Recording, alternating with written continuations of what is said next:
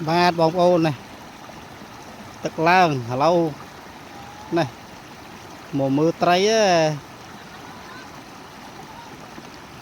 vô này bữa này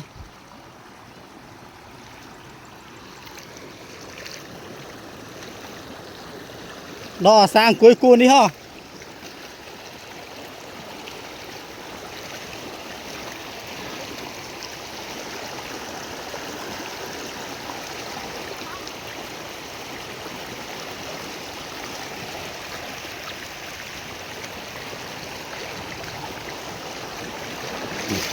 đo sang cuối cuốn đi ha phần đất ngọt